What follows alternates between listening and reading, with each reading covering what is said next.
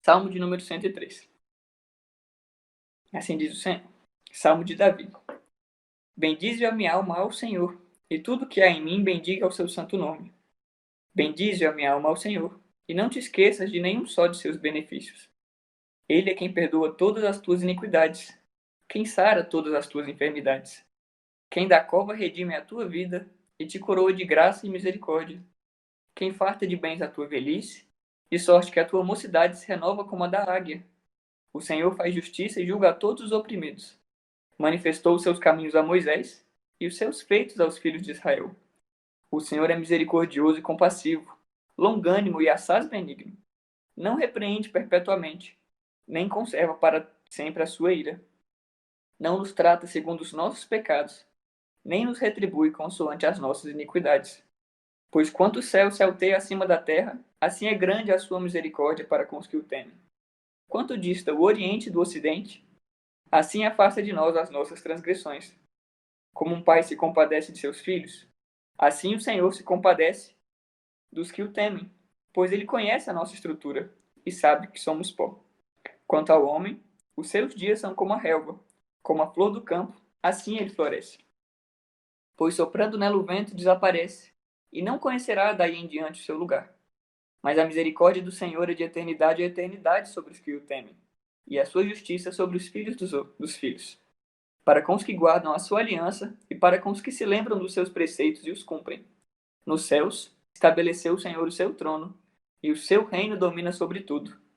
Bendizei ao Senhor todos os seus anjos, valorosos em poder, que executais as suas ordens e lhe obedeceis à palavra. Bendizei ao Senhor todos os seus exércitos, vós, ministros seus, que fazeis a sua vontade. Bendizei as suas obras, em todos os lugares do seu domínio. Bendize, ó minha alma, ao Senhor. Vamos orar mais uma vez antes de continuar? Senhor, te bendizemos, porque o Senhor é bom, a tua palavra é santa, nos restaura a alma, nos cura das nossas feridas e nos faz olhar para ti, meu Deus.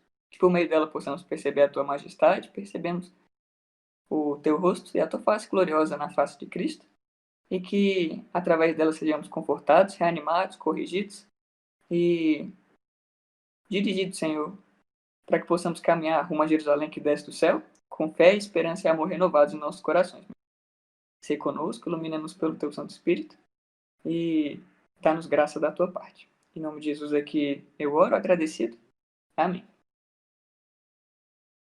Pessoal, o Salmo de número 103 é um dos meus salmos favoritos. Não sei vocês qual vocês mais gostam, mas quando o Revelas me pediu para falar sobre um salmo, eu pensei imediatamente naquele que todo mundo pensa na hora, né? Vou falar então sobre o maior salmo de todos, Salmo 119, e vou passar 3 horas falando aqui até que as pessoas simplesmente venham estar me ouvindo, se as pessoas forem suficientemente pacientes.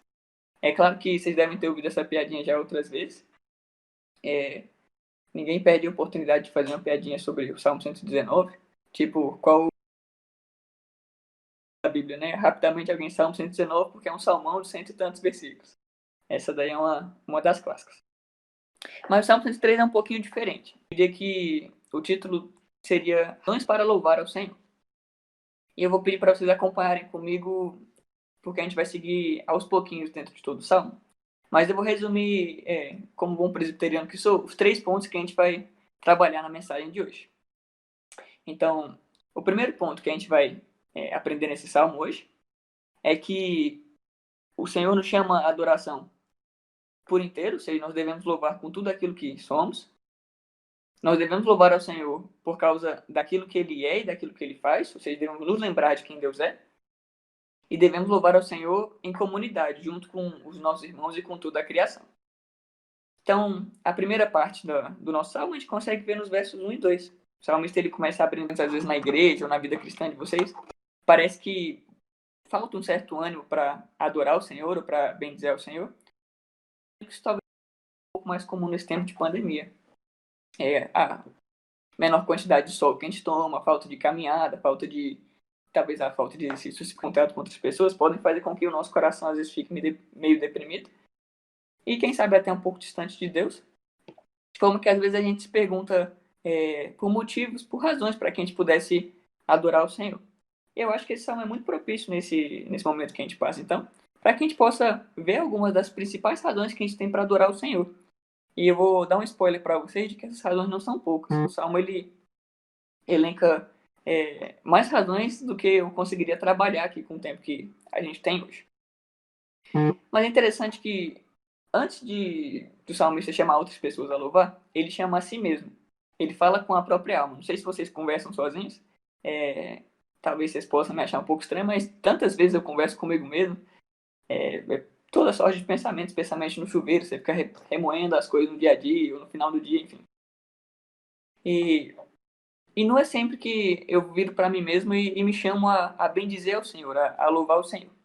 É engraçado que a palavra, o verbo bendizer, ele tem uma força muito maior do que simplesmente louvar ou adorar. Bendizer significa literalmente abençoar o nome do Senhor. Mas é engraçado, como é que eu vou abençoar aquele que é a fonte de toda a bênção, né? A ideia é que simplesmente bendizer é reconhecer o Senhor por causa da majestade que ele tem. E não só por causa da majestade, mas por causa da vida e da alegria que fazem parte da própria dinâmica da vida trina do Senhor.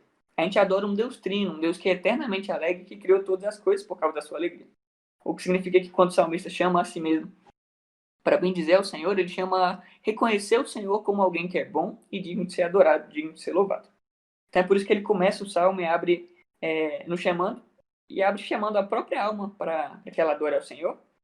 E não só que a própria alma, mas ele não fala simplesmente louve ao Senhor com a sua mente, louve ao Senhor com seus afetos, ou de alguma forma. Ele fala bendize ao Senhor e tudo que há em mim bendiga o seu santo nome. Ou seja, o salmista não só se chama a adorar o Senhor, mas se chama a adorar por completo. Isso significa adorar o Senhor com a nossa mente, com o nosso coração, com o nosso corpo, com tudo aquilo que a gente tem, tá à nossa disposição. Todas essas coisas fazem parte da adoração ao nosso Deus. Ao nosso Deus que, como o salmista lembra claramente, é um Deus santo. E não só isso, o salmista não chama a gente a adorar a Deus só simplesmente com tudo aquilo que a gente é. Até porque mais pra frente no salmo ele vai reconhecer que a gente não é lá muita coisa, né? Vai dizer que o Senhor conhece a nossa estrutura e de que ele sabe que nós somos pó.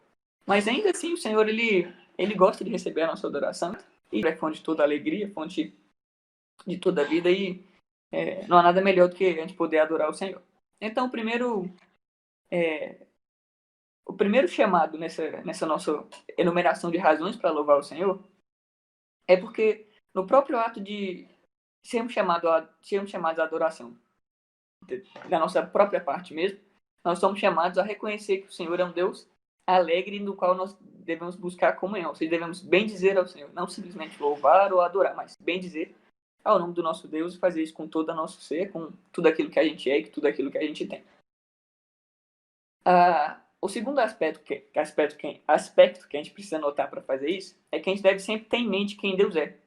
O salmista não simplesmente para no chamado a que o nome do Senhor seja bendito, mas ele fala para que a gente não se esqueça de nenhum só dos benefícios do Senhor. E benefícios aqui, como a gente percebe ao longo de todo o salmo, é uma categoria bem ampla. Quando ele fala de benefícios, ele fala de benefícios espirituais, benefícios da vida material, benefícios sociais, benefícios da vida afetiva, do coração. Ele fala de diversos tipos de benefícios para que a gente não se esqueça. Ainda que o principal desses benefícios, como a gente vai ver, é que o Senhor é aquele que se compadece de nós, é aquele que nos perdoa, é aquele que vem até nós na nossa indignidade e decide descer do seu status de majestade para que ele venha até a nossa condição e nos encontre ali mesmo. Então, a gente vai explorar esse não esqueça de nenhum só dos seus benefícios, lendo aos pouquinhos os versículos de cada um dos seus salmos. A gente vai enumerar esses benefícios do Senhor, que são razões para que a gente possa adorar o nosso Deus. Então, a primeira que ele lista aqui no verso 3 é que o Senhor é aquele que perdoa as nossas iniquidades. Como se você se conhece bem, você com certeza deve saber que você tem pecados diante do Senhor. Você com certeza, se você for honesto o suficiente consigo mesmo, vai saber que existem coisas que você faz, modos pelos quais você conduz a sua vida, que não estão de acordo nem com a lei do Senhor e nem com a sua própria consciência. E ainda assim, mesmo que você saiba que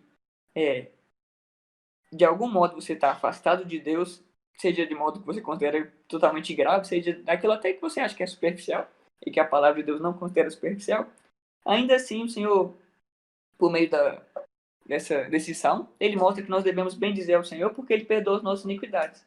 O que significa que se você tem estado distante dele, não tem encontrado razões para louvar ao Senhor porque você acha que tem estado em algum pecado grave demais que o Senhor não possa perdoar, saiba que o Senhor é aquele que perdoa as nossas iniquidades. Ele também é aquele que sara as nossas enfermidades e que redime a nossa vida da cova. Ou seja, o Senhor ele nos tira de um estado de morte e a gente pode ter esse estado de morte tanto de morte espiritual, de distância do Senhor, de um estado em que a gente não consegue desfrutar desse mundo porque distante do Criador, ou razões para desfrutar do nosso Deus, porque onde está tão introspecto em nós mesmos que não conseguimos chamar nossa própria alma a adorar, ou tão cercados com o mundo ao nosso redor que não conseguimos ver o Senhor ali, como também o Senhor de fato nos redime das nossas doenças. A gente tem vivido em tempos de pandemia em que talvez nosso coração tenha estado ansioso com Covid, ou infelizmente conhecemos pessoas, às vezes membros da nossa própria família, que foram acometidos de maneira mais grave pelo Covid ou por outras doenças correlatas, ou a nossa alma tem padecido de depressão e ansiedades. Saiba que nesses momentos o Senhor ele se dispõe a chegar até você porque ele pode salvar a tua vida dessas enfermidades, pode curar essas doenças e ele te dá isso como motivo para que você possa estar com ele e se alegrar na presença dele. O Senhor é aquele que te redime de todas as suas enfermidades, é aquele que cura tanto as suas doenças do corpo, quanto as suas doenças do coração, quanto as doenças da sua alma que te afastam do Senhor. Ele faz isso coronando a gente de graça e de misericórdia. Ou seja, o Senhor, ele não só nos sara das nossas doenças, como ele concede mais do que a gente precisa, ele nos dá graça e misericórdia, ou seja, ele não exige de nós aquilo que precisaria exigir de nós enquanto a gente está aquém do padrão do nosso Deus. Ele é aquele que farta de bens a nossa velhice e é aquele que renova a nossa mocidade, a nossa juventude. Não sei vocês, mas eu sou mais como jovem, às vezes eu me sinto um tanto quanto idoso quando você levanta e sente aquelas dores nas costas, você fica, caramba, eu tenho 21 anos, eu tenho 80 anos para estar sentindo esse tanto de dor nas costas. Mesmo que às vezes você se sinta um pouco idoso por causa das suas dores nas costas, ou enfim, por N outros problemas, o Senhor é aquele que renova a sua juventude, ele te dá um espírito vigoroso, é aquele que nos refaz porque o Senhor nos chama a uma vida de plena comunhão na presença dele. O Senhor também é aquele que faz justiça e é aquele que julga a todos os oprimidos. Nosso Deus é um Deus que não se compraz no mal e é um Deus que não contempla que o direito seja pervertido, que as pessoas tenham seus direitos negados ou que explorem e façam mal aos outros. E o Senhor promete que ele faz justiça e que ele julga a causa daqueles que têm sofrido por causa da injustiça e que ele vai julgar aqueles que cometem e perpetram a injustiça. O que significa que uma das razões para que a gente louve a Deus, o fato do nosso Deus ser um Deus justo e Deus que julga, é tanto um chamado a confiar que o Senhor vai resolver os problemas do mundo, porque ele vai julgar o mundo com justiça um dia, quanto um alerta para que a gente possa, na nossa condição, percebemos que tantas vezes somos injustos e somos chamados ao arrependimento ao lembrar que o Senhor é um Deus justo que julga os oprimidos. E essa justiça do Senhor ela se manifesta de modo especial aqui no Salmo, por meio do Senhor manifestar os seus caminhos a Moisés. Lembre-se que, geralmente, quando o nome de Moisés aparece na Bíblia, é especialmente atrelado à ideia de que o Senhor é aquele que nos dá uma lei. Moisés é, por excelência, o autor do Pentateuco. No Novo Testamento, quando se fala de Moisés, a gente geralmente está falando daquele por intermédio de quem o Senhor entregou uma lei ao seu povo. O que significa que quando o salmista, logo depois de falar que o Senhor julga com justiça e que ele faz justiça aos oprimidos, e associa isso com o fato de Deus ter revelado seus caminhos a Moisés, significa que a lei do Senhor é o padrão pelo qual o Senhor vai nos julgar. O que significa que o chamado à adoração e o chamado a bendizer ao Senhor, com base na lembrança de quem Ele é, envolve também se lembrar daquilo que o Senhor exige de nós como nosso Criador e lembrar de que essas exigências não são arbitrárias, não são para o nosso mal, não são um modo de estragar os nossos prazeres, mas justamente de nos preservar na maneira como o mundo deve funcionar, nos fazermos andar da maneira adequada como criação do Senhor, para que a gente possa desfrutar da bondade de quem Deus é, e não distorcer as coisas e perverter o uso das coisas.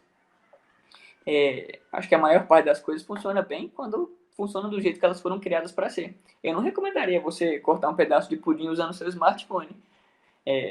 Você vai dizer que eu sou um estraga-prazeres porque, sei lá, um pai seria um estraga-prazeres por proibir seu filho de cortar um pedaço de torta com um smartphone?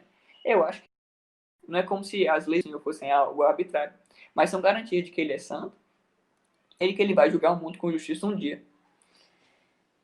E mesmo que agora você possa estar se perguntando, né? Se eu devo louvar a Deus com base na lembrança de quem Ele é e daquilo que Ele exige de mim, e ainda assim eu tenho consciência de que eu não consigo me adequar àquilo que o Senhor exige, se eu ler rapidamente os 10 mandamentos, especialmente como explicados pelo Senhor Jesus no Sermão do Monte, você vai ver em poucos segundos que você está bem distante daquilo que os mandamentos exigem, pelo menos como o Senhor Jesus interpreta. Isso não deveria te deixar sem razões para adorar o Senhor. Na realidade, essa lembrança, essa convicção que você tem de que está aquém daquilo que o Senhor exige na sua lei, naquilo que Ele revelou a Moisés, fica ainda mais doce quando você percebe no verso 8 que o Senhor é misericordioso e que Ele é compassivo. A ideia de que o Senhor é longânimo, que o Senhor é bondoso para conosco, como o salmista coloca, Ele é assaz benigno. Se o Senhor é misericordioso e compassivo, Ele vai de fato cobrar de nós aquilo que fizemos contra a lei do Senhor. Mas como o salmista continua, o Senhor não vai cobrar de nós de modo a distante da misericórdia e da compaixão, porque o nosso Deus é um Deus compassivo. Ou seja, se nós nos arrependemos e nos voltarmos a Ele com o coração contrito, o Senhor é disposto a perdoar. O Senhor é aquele que não repreende perpetuamente. O Senhor é um Deus que não se conserva para sempre irado. Não sei quantos de vocês conhecem o famoso sermão de Jonathan Edwards, Pecadores nas mãos de um Deus irado. É verdade que nosso Deus é um Deus que se ira contra o pecado. Mas quantas vezes no afã de queremos ser bíblicos ou de queremos enfatizar algum aspecto que talvez possa parecer controverso no caráter de Deus, a gente esquece de dizer que o Senhor de fato é um Deus que se ira contra o pecado, mas o nosso Deus é um Deus é um Deus amoroso que se ira. Deus se ira contra o pecado porque o pecado é mau e o pecado destrói a vida das pessoas. Não porque o Senhor odeia a humanidade ou porque o Senhor quer destruir o ser humano. O Senhor se ira contra o pecado porque o pecado envolve um afastamento dele, que é fonte de vida. O pecado envolve se aproximar de caminhos que levam a não. E é por isso que Deus não se ira. Mas ainda se ele não se ira perpetuamente,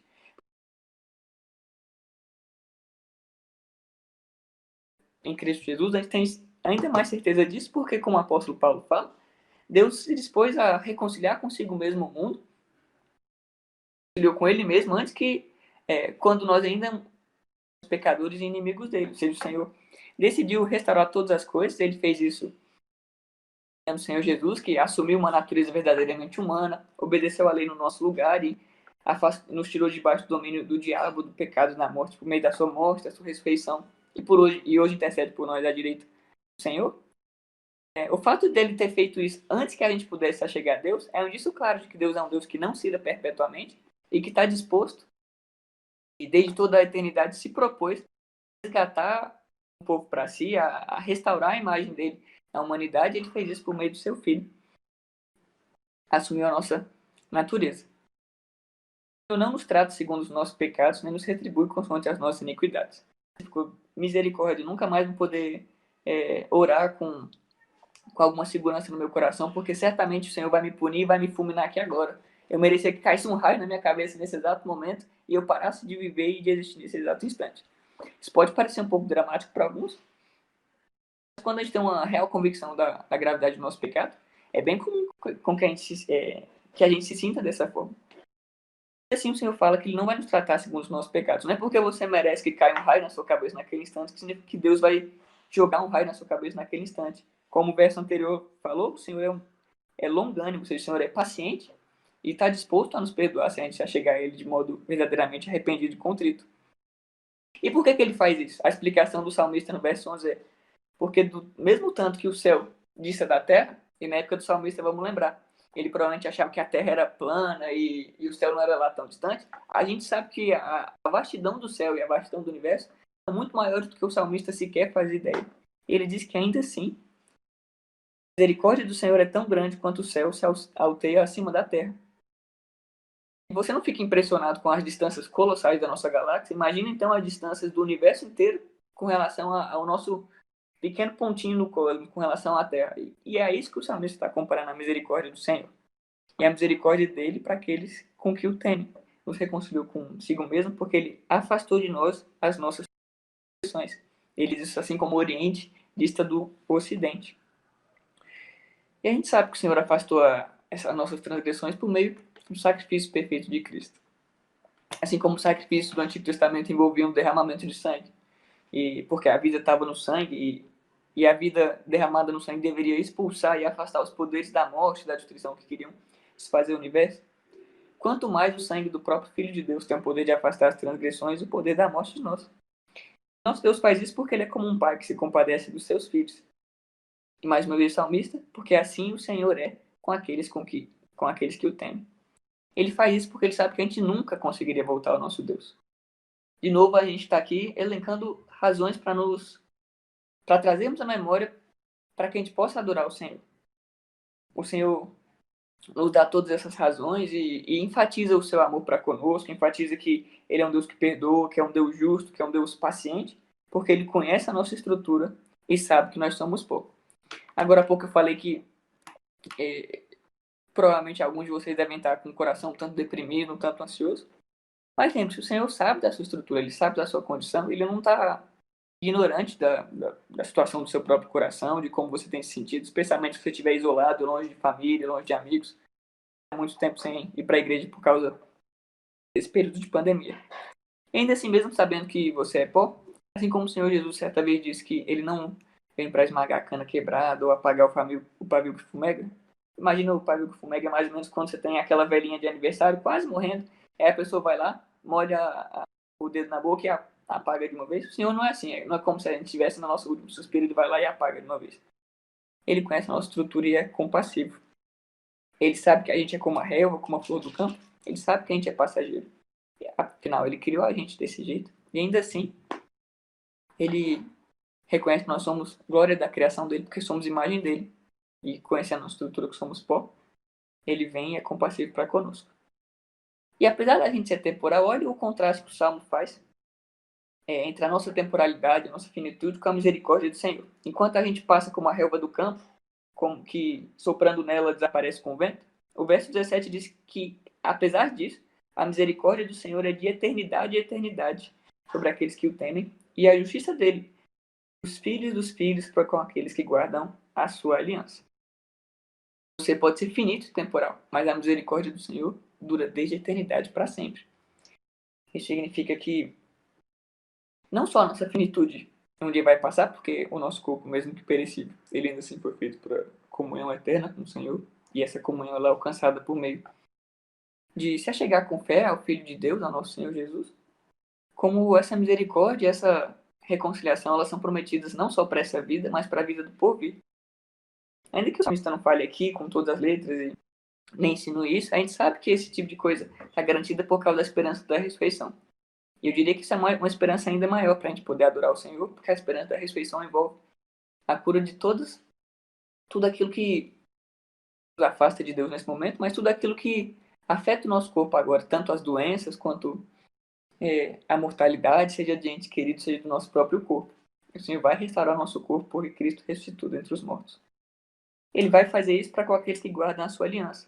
Você está em Cristo, e a palavra Cristo significa que o Senhor é aquele Messias prometido no Antigo Testamento, que representa todos os filhos de Deus, e tudo aquilo que ele faz pertence a cada um dos filhos do Senhor. Significa que se ele guardou a aliança do Senhor perfeitamente e instituiu a nova aliança no sangue dele, se você está em Cristo, você de fato guarda a aliança do Senhor, mesmo que você seja imperfeito, Cristo guarda ela de modo perfeito por você. É a garantia que a gente tem de tudo isso que o salmista prometeu e nos trouxe como razões para adorar o Senhor, é que no céu o Senhor tem estabelecido o seu trono. Se você tem dúvidas que o Senhor pode te curar, que o Senhor é aquele que perdoa, que restaura as suas enfermidades, que faz justiça e que pode ser misericordioso com o Senhor, que as suas dúvidas possam acabar agora a partir do verso 19. O Senhor diz que o Senhor estabeleceu nos céus o seu trono e que o reino dele domina sobre todas as coisas. Não existe nada no domínio criado, nada do que o Senhor criou que pode te afastar das mãos do nosso Deus.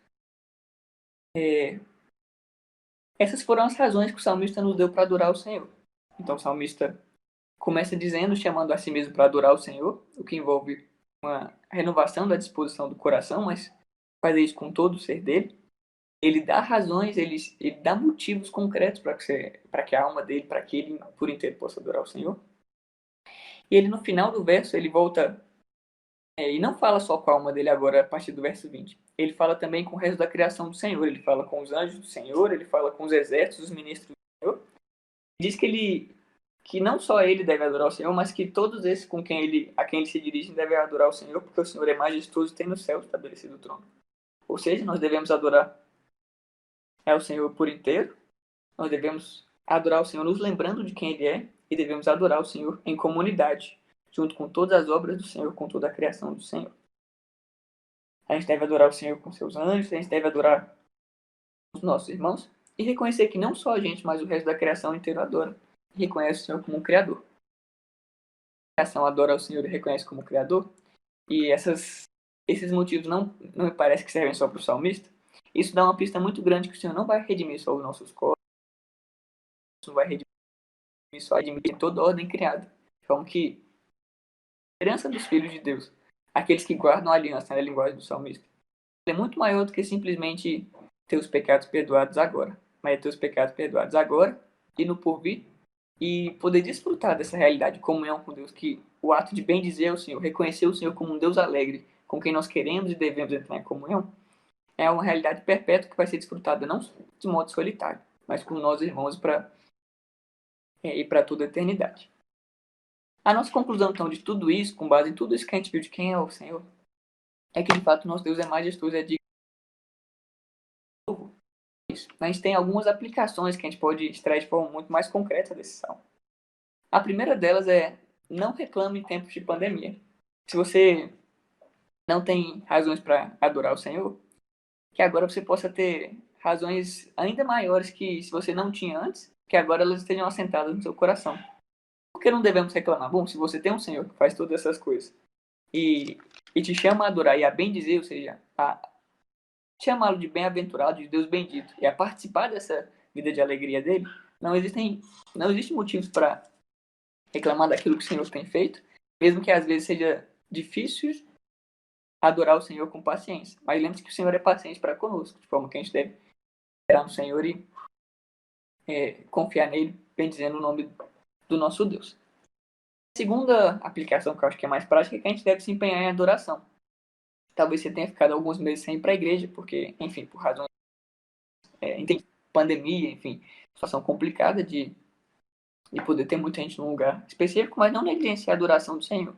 Se a sua igreja conseguiu abrir com segurança e você pode voltar a adorar com seus irmãos em comunidade, não perca tempo. Se você tem considerado deixar de ir para a igreja por completo, e que será uma oportunidade para, já que está todo mundo parando mesmo, não vai fazer mal se eu deixar de ir por completo. A palavra do Senhor nos mostra aqui que você tem mais razões ainda para adorar o Senhor e que, na realidade, deixar por completo a comunhão dos santos e a companhia dos servos de Deus é a pior coisa que você poderia fazer, porque, bom, você não há um Senhor como esse em qualquer outro lugar que está disposto a fazer todas essas coisas, não só fazer todas essas coisas, mas é maravilhoso o suficiente digno da nossa adoração. Então, a segunda aplicação é se empenhar em adoração. Se você não pode voltar a congregar, estar junto com seus irmãos, quando você não negligencia a oração, a adoração e a vida de comunhão com Deus individual e com a sua família, não é o ideal, mas se é o que dá para fazer, de maneira alguma negligencia a adoração, porque nós temos um Deus que é digno de adoração, que precisa ser adorado. A mensagem foi breve, espero que o Senhor tenha falado ao seu coração hoje, por meio desse salmo. Esse é um dos meus salmos favoritos, e que junto com o salmista a gente possa falar para nós mesmos: bendize a minha alma ao Senhor, e tudo que há em mim bendiga ao seu santo nome. Bendize a minha alma ao Senhor, e não te esqueças de nenhum só de seus benefícios. Que Deus abençoe, pessoal. Senhor, te bendizemos e te louvamos o nome, porque tu tem o nome santo, digno de ser louvado, meu Deus. Te bendizemos porque o Senhor é paciente, longânimo. É um Deus que não se ira perpetuamente e que nos perdoa as nossas transgressões. É um Deus que nos cura a alma, mas cura os nossos corpos também, porque Cristo já assumiu as nossas enfermidades, os nossos pecados e as nossas dores, de forma que por meio dele tenhamos a esperança da vida eterna e da ressurreição, meu Deus. Te louvamos, Senhor, porque o Senhor é um Deus bondoso, um Deus majestoso, que reina, Senhor, de modo que nada seja fora do teu domínio e do teu controle. E que bom, Senhor, é saber que aquele que está no controle de todas as coisas, que reina sobre todas as coisas, é o Senhor que é como um pai para aqueles que o amam, meu Deus. O Senhor que nos criou para uma vida de comunhão e de bem-aventurança na presença do Senhor. Conforto grande saber, meu Deus, que nada foge do teu controle, de que podemos nos achegar ao Senhor em adoração. E o Senhor nos dá razões mais do que suficientes para que possamos nos prostrar diante do Senhor e adoremos ao teu santo nome. Te bendizemos, meu Deus, porque tu afastaste as nossas iniquidades de nós por meio do sacrifício perfeito do teu Filho em nosso favor. E te pedimos que o Senhor enche os nossos corações de fé para que possamos nos achegar ao Senhor em adoração e verdadeiro arrependimento dos nossos pecados. Esperança renovada, porque o Senhor é aquele que governa a criação e a conduz, meu Deus, para os seus propósitos últimos de bem-aventurança e alegria no Senhor. E de amor, Senhor, porque o Senhor é o Pai, nos adotou do teu Filho e nos deu uma família, a comunhão dos santos, de modo que possamos, Senhor, viver e assim por toda a eternidade. Aplique em nós a tua palavra e faz-nos viver por meio dela, meu Deus, porque ela nos restaura os ossos e nos firma os pés. Sejamos agradecidos. Em nome de Jesus, amém.